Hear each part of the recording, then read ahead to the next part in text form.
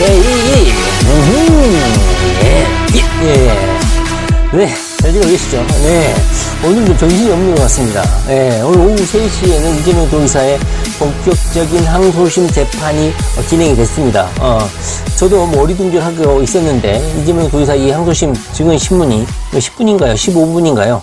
간단하게 끝났다는 그 속보가 떠가지고 어리둥절했습니다. 뭐 여러분들도 어리둥절을 했을 것 같은데, 이재명 도지사가 변호사 신분이고 그 변호인들이 어떤 적절한 대응 전략, 소송 대응 전략 차원에서 윤기천 비서실장의 증언 거부권을 뭐 유도했는지 어땠는지는 잘 모르겠지만, 하여튼 윤기천 비서실장이 자신도 뭐 공범이나 이런 사건 당사자가 되어 있기 때문에 자신의 진술이 뭐 불리한 재판이 될 수가 있기 때문에 증언을 거부한다 이렇게 해가지고 서면으로 대체하고 재판을 빨리 끝내게 된 것 같습니다.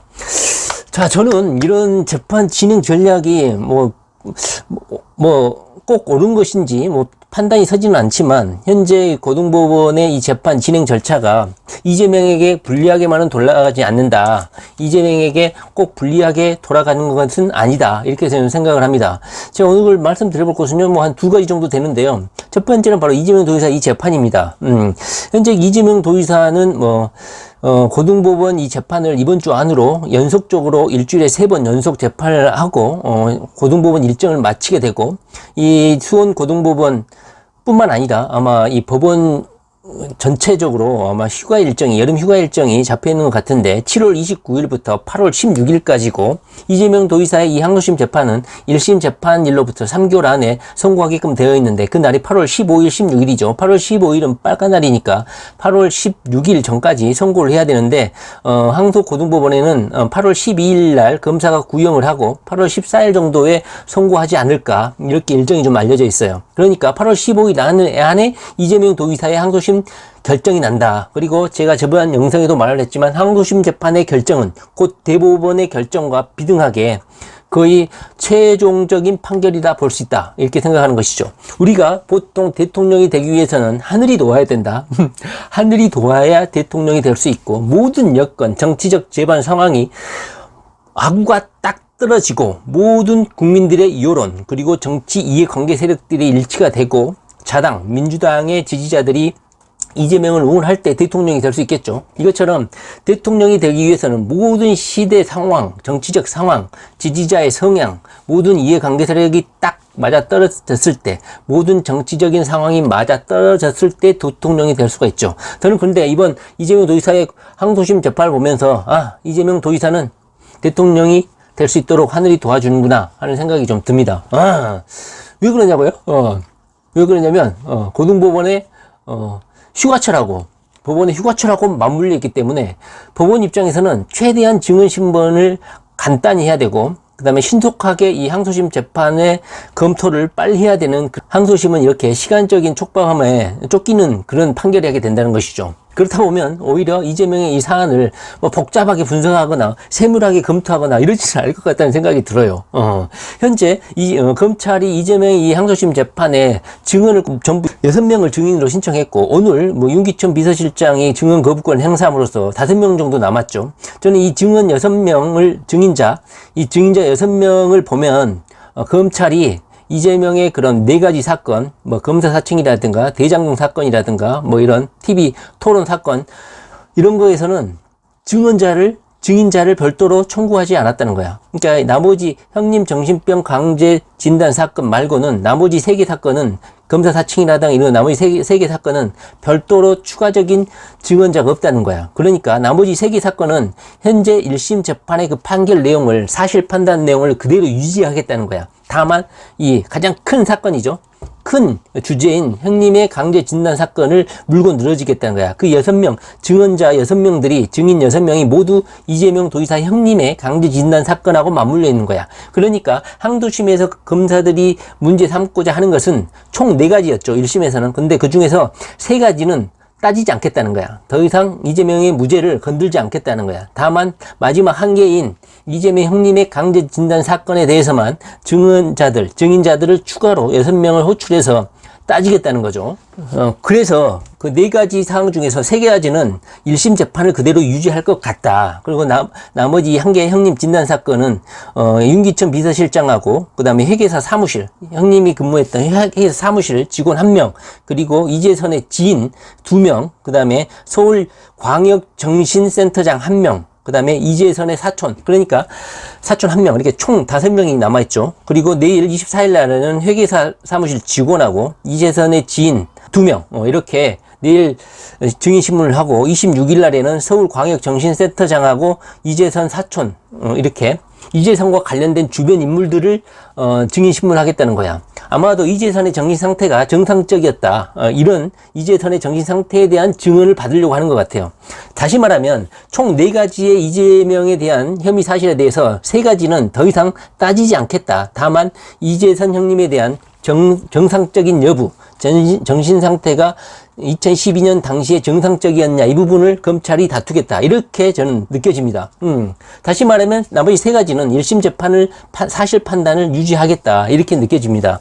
1심하고 2심은 법률심이 아니라 사실심이기 때문에 1심의 판단을 존중을 하고 2심에서 추가적인 사실을 번복할 수 있는 새로운 증언자를 내세워서 검찰이 공격하겠다, 그런 것이었는데, 윤기천 비서실장이 자신이 사건하고 관련돼 있고 자신도 재판 계류 중이기 때문에 증언 거부권을 행사함으로써 상당히 이재명 도지사에게는 유리한 상황이 됐다, 저는 그렇게 생각합니다. 또 하나는 오늘 검찰이 재판정에서 중대한 실수를 했다는 것이죠.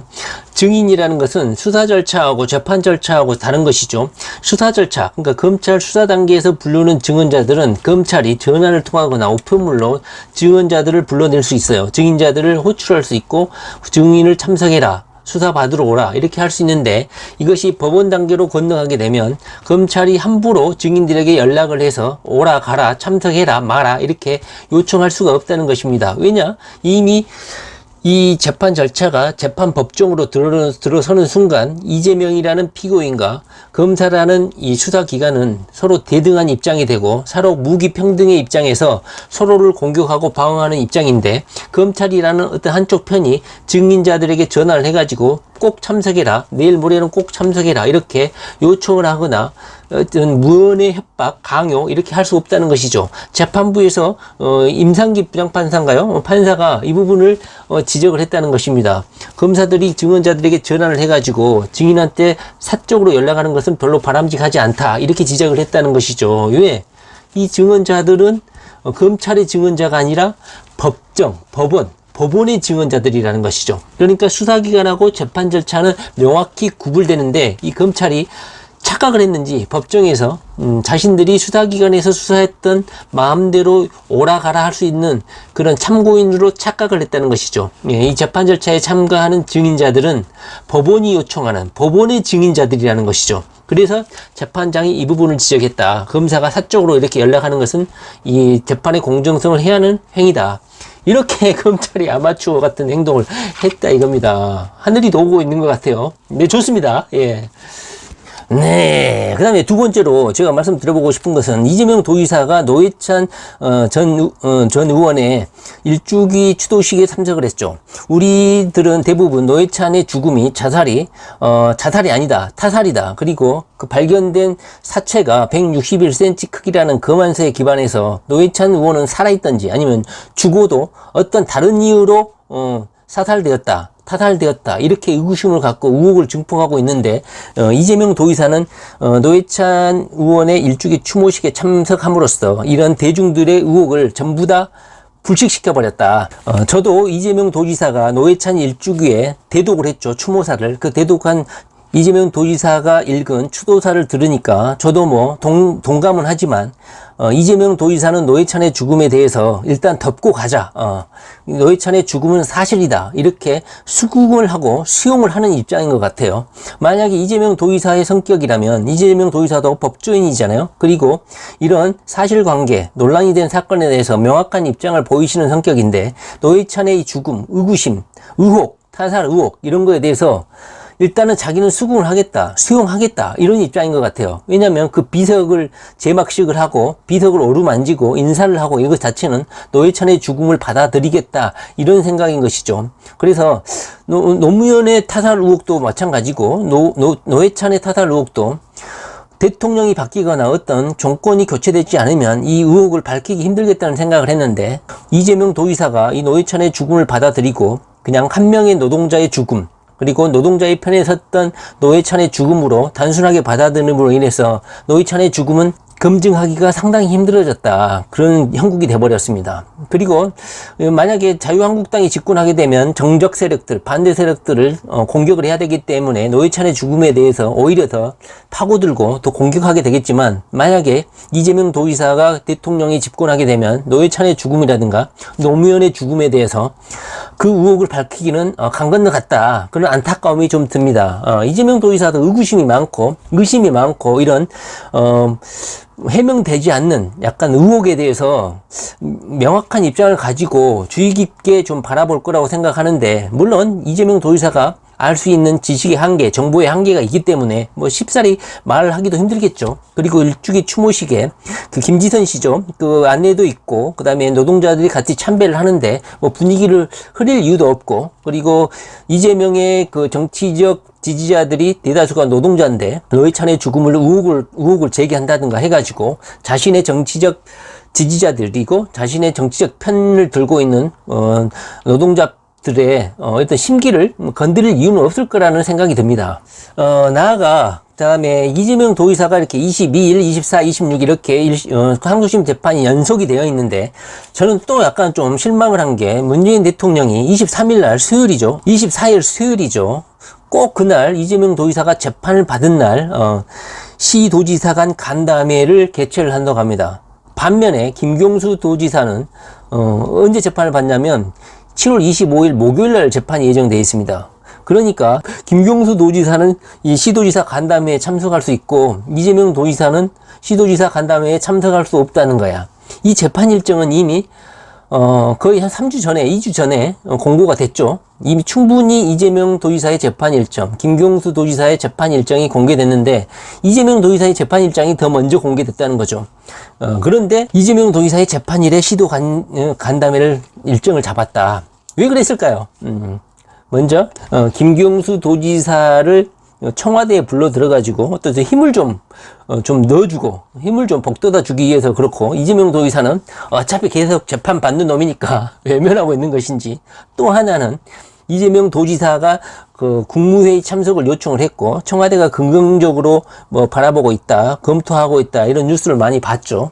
그러다 보니까 이 시도지사 간담회에서 지난 1월 달에 한번 있었죠. 시도지사 간담회에서 이재명 도지사가 문재인 대통령 앞에서 할 말 안 할 말 다 해버렸죠. 그러다 보니까 문재인 대통령이 또 이번에 시도지사 간담회에서 이재명 도지사가 또 정부를 상대로 어떤 요청, 주장사항을 또 가감없이 냉철하게 가감없이 직선적으로 말을 해버리면 시도지사 간담회 현장에서 또 문재인 대통령 입지가 또 쪼그라들고 난처해지고 이런 입장이 있을까봐 이재명 도지사의 24일 재판이 잡혀있는 날 시도지사 간담회 일정을 잡지 않았나 하는 그런 또 의구심이 듭니다. 당일날 김경수 도지사는 참석할 수 있다, 이런 상황인 것이죠. 자, 그 이재명 도지사가 그 국무회의에 참석하게 해달라고 요청을 했고 현재 청와대에서는 지속적으로 검토를 하고 있고 조만간 긍정적인 결과가 도출이 되고 있는 것 같습니다.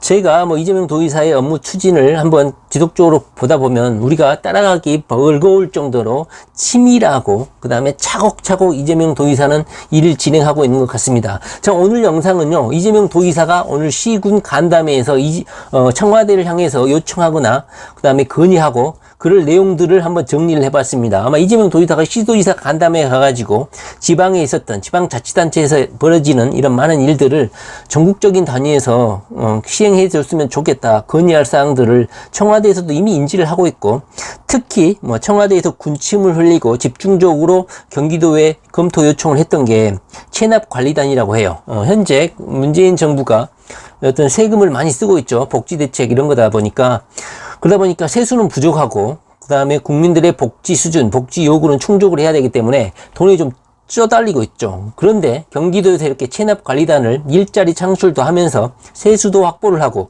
그 다음에 세수를 못 내는 상황에 있는 조소득 가구에 어떤 복지 제도를 보충해주고 그 다음에 소액 체납자들은 면제도 해주고 어떤 복지적인 대책이라든가 어떤 복지 혜택도 주는 그런 일거양득의 제도다 보니까 아마 청와대에서 경기도의 제도의 그 전말을 요청을 했다고 해요. 그래서 청와대 국무회의를 하게 되면 이재명 도지사를 국무회의에 참석도록 하면 거기서 토론을 할 수 없잖아요. 어떤 결과, 이미 정리된 결과물을 아마 보고를 하거나 대화를 나누는 수준이 되겠죠. 현재 국무회의 참석과 관련해서 청와대와 경기도가 현재 체납관리단과 관련해서 현재 전국적으로 시행을 할 것인가, 이 제도를 현재 검토하는 단계에 있다고 합니다.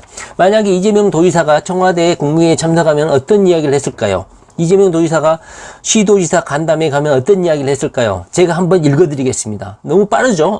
첫째, 이재명 도지사는 현재 청년 기본소득을 실시를 하고 있고, 두 번째, 지역화폐, 세 번째, 닥터 헬기 착륙장을 전국적으로 확대해달라고 요구할 것이고, 네 번째로 수술실 CCTV가 환자들의 권리를 확충하는 데 도움이 되니까 전국적으로 실시해주고 보건복지부가 동참을 해주십시오. 이렇게 주장을 할 것이고, 여섯 번째는 국토보유세를 해서 국민들의 기본소득 재원을 마련하자, 국토보유세를 도입하자, 그리고 사내 유보금, 기업체 사내 유보금을 쌓아놓는 이런 비효율적인 자산 축적에 대해서 보유세를 부과하자, 이런 것을 정부에 주장을 할 것 같습니다. 너무 파격적이어서 문재인 대통령의 친기업, 친재벌 정책인 성향인데 받아들이기는 상당히 어렵지만 새로운 대한민국을 변혁하기 위한 이재명 도지사의 건의가 있지 않을까 싶습니다. 그 다음에 일곱 번째는 대북 협력 사업 파트너로서 경기도의 입지를 강화해달라, 이것을 요구할 것 같고, 여덟 번째로 현재 대한민국의 반도체 클러스터의 중심지가 경기도죠. 그러다 보니까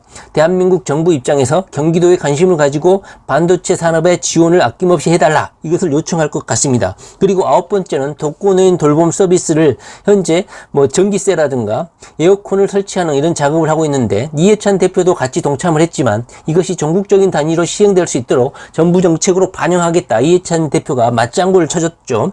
그 다음에 열 번째로는 부동산 공시가격 제도가 현재 비정상적이다, 부동산 공시가격 제도를 합리화해달라, 그리고 정부에 요청을 하겠다, 이렇게 나타냈는데, 의사를 이재명 도지사가 아마 시도지사 간담회 갔으면 당연히 임한을 했겠죠. 11번째로 근로감독권 권한을 현재 너무 중앙에 집중되어 있다 보니까 실질적인 시도지사 자체에서는 이런 감독관의 업무가 없다 보니까 임금 체불이라든가 불법 근로 조건, 이런 것들이 개선되기에 한계가 있다. 그리고 근로감독관의 숫자가 너무 적다 보니까 정부가 근로감독권 권한을 지방자치로 이양해달라, 이런 주장도 아마 하지 않을까 싶습니다. 12번째로는 청년통장, 이것을 전국적으로 한번 확대해 주시라, 이런 것도 요청할 것 같고, 13번째로는 공정사회특별사법경찰관, 공정사법특별사법경찰관이 현재 맹위를 떨치면서 여러 방면에서 맹활약을 해주고 있죠. 이것을 전국 단위로 실시해달라고는 할 수 없겠죠. 왜냐? 전국 단위에는 경찰이 있기 때문에. 그러나 경찰은 사정기관이고, 실질적으로 특별사법경찰관은 행정기관이 중심이 된 이런 공정사회를 실시하기 위한 경찰 사법 권력의 보충적인 자격이니까 이것을 대한민국 정부가 받아들여서 전국 지방자치단체에 시행할 수 있도록 하는 것을 요청하지 않을까 싶습니다. 13번째로는 무상교육 사업을 현재 경기도만 실행을 하고 있는데 전국 단위로 확대해달라. 이것도 무조건 또 복지 지원이 필요한 부분이기 때문에 아마 국토보유세라든가 사내 유보금에 대한 보유세 과세, 이거하고 연관이 되지 않을까 싶습니다. 현재 체납관리단 같은 경우는 아마 정부에서 군침을 흘리고 있는 그런 좋은 제도인 것 같습니다. 현재 광주하고 제주도에서는 현재 경기도의 이런 제도를 모방해서 실시를 하고 있다고 합니다. 특히나 경기도는 대도시가 있고 평택이라든가 판교, 이런 대도시가 있는가 하면, 그 다음에 농촌도 있죠. 농촌도 붙어 있고, 평택항도 있고, 어촌도 붙어 있고, 농촌, 어촌, 산촌, 그 다음에 대도시, 이런 모든 도농 복합형이 모두 집중되어 있는 도시가 경기도다 보니까 경기도가 만들어낸 정책들이 괜찮고 합리적이고 검증된 제도라면 대한민국이 수용하더라도, 대한민국 정부가 이 제도를 받아들이더라도 경기도가 농촌, 어촌, 산촌, 도농, 복합, 도심에 적합한 제도라는 게 검증된 거니까 대한민국도 그게 포함되어 있잖아요. 어촌, 산촌, 농촌, 대도시, 핵심 도시, 기업 도시, 대한민국을 구성하고 있잖아요. 그러니까 경기도가 대한민국의 축소판이다, 이렇게 생각하시고 경기도의 좋은 정책들을 정부가 받아들여 주시라, 이 주장을 이재명 도지사가 할 것 같은데 24일 날 시도지사 간담회를 참석을 못한다. 반면에 김경수 도지사는 참석이 가능하다 이겁니다. 안타깝습니다. 자, 김경수 도지사는 뭐 반대 증거를 내놓은 것 같습니다. 자기가 그 드루킹의 시연 장소 시연하는 그 시간대에 뭐 식사를 하고 있었다 이런 타임테이블을 제시한 것 같아요. 이재명 도지사가 노회찬 그 전 의원에 대한 자살에 대해서 받아들이는 그런 입장인 것처럼 이재명 도지사는 자신을 공격했던 김경수에 대해서 무죄를 주장했고 검찰을 탓하는 그런 발언을 한 적이 있습니다. 아무쪼록 이재명 도지사가 정적을 만들 필요는 없죠. 그러다 보니까 아마 노회찬을 감싸고 김경수를 감싸는 것 아닌가 싶습니다.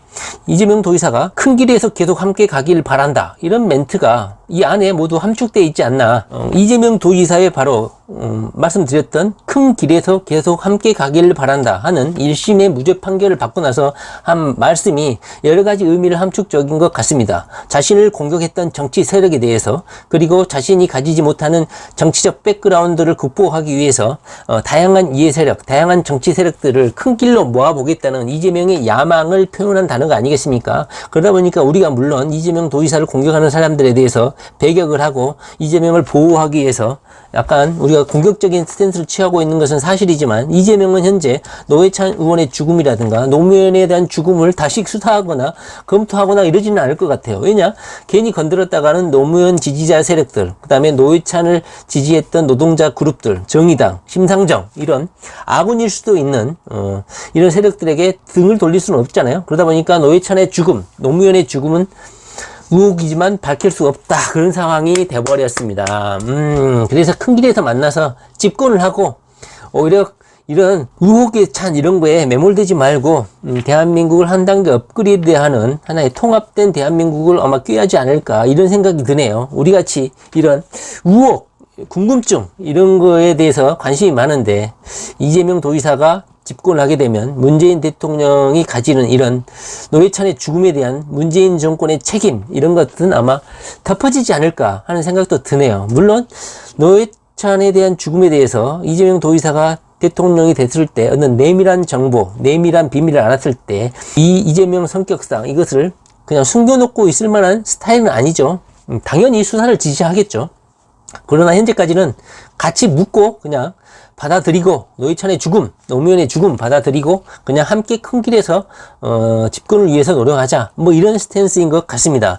이재명 도지사의 많은 일들을 한번 검토해보면 너무너무나 즐거워서 말을 하고 싶지만 시간이 너무너무 길어지니까 참 안타깝죠. 그러나 다음 시간에 한번 이재명 도지사의 말씀을 드려보고 오늘 눈길이 가는 이재명 도지사의 일이 당장 지금 추진했던 일도 있고 2018년에 언급했던 그런 언급들이 정부에 수용이 돼서 이제서야 제도로 수용되고 받아들여지는 제도가 언론에 많이 보도가 되고 있는 것 같습니다. 그 대표적인 것이 청년, 어업인, 귀촌, 귀농, 기여하는 사람들에게 해양수산부에서 동지역을 포함해서 지원금을 주겠다 하는 제도를 해양수산부에서 경기도지사의 요청에 의해서 받아들여졌다는 뉴스가 떴죠. 그 제안을 언제 했냐? 2018년도에 했다는 거죠. 2018년도에. 그리고 공공아파트 시스템 에어컨 설치를 35% 인하한다. 이것은 공공아파트 건설은 경기도시공사에서 담당하는데 이 에어컨이라든가 이런 집기 설치는 그냥 민간업자가 하다 보니까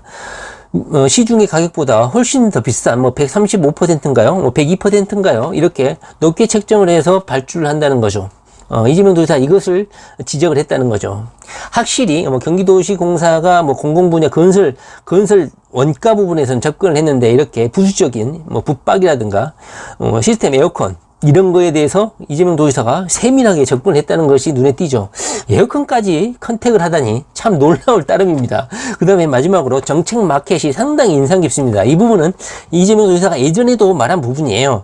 많은 정책들을 도민들한테도 정책 제안을 받았잖아요. 성남시에 있을 때는 시민들한테도 정책 제안을 받아. 그러니까 이재명이가 상당히 똑똑한 게 자기 지혜, 자기 아이디어도 있지만 이렇게 시민들, 그다음에 도민들로부터 아이디어를 얻는다는 것. 이게 얼마나 개방적이고 오픈된 사고방식인지 모르겠어요. 보통 지방자치단체는 자기 잘난 맛에 자기 보좌관들이라든가 자기 정책 싱크탱크를 통해서 이런 정책을 뭐 개발하는데, 이재명 도지사는 그런 것보다는 아예 까놓고 도민들을 상대로 홈페이지를 만들고 이렇게 오픈마켓, 도민들을 상대로, 더 나아가서 지방자치단체를 상대로 이렇게 정책 마켓을 개설한다는 것은 상당히 파격적이다. 한 사람의 생각보다는 여러 사람의 생각, 그리고 한 사람의 생각보다는 다른 지방자치단체까지의 생각에 훨씬 더 생동감 있고 그 지방자치단체의 사정을 더 정확히 적나라하게 반영한 정책을 반영할 수 있지 않겠습니까? 이재명 도지사의 이런 정책 아이디어들은 모두 이런 오픈된 마인드에서 나오는 게 아닌가, 그렇게 생각을 합니다. 저희가 엄청나게 빠른 속도로 했죠. 이재명 도지사의 일은 따라가기가 힘들 정도로 속도감이 있다. 자, 이재명 도지사가 항소심에서 반드시 승리해서 이 엄청난 일들, 대한민국을 변혁시킬 수 있는 많은 일들을 추진할 수 있도록 응원을 해주시기 바랍니다. 이재명 도지사는 반드시 승리할 것입니다. 이재명 도지사 화이트 파이어!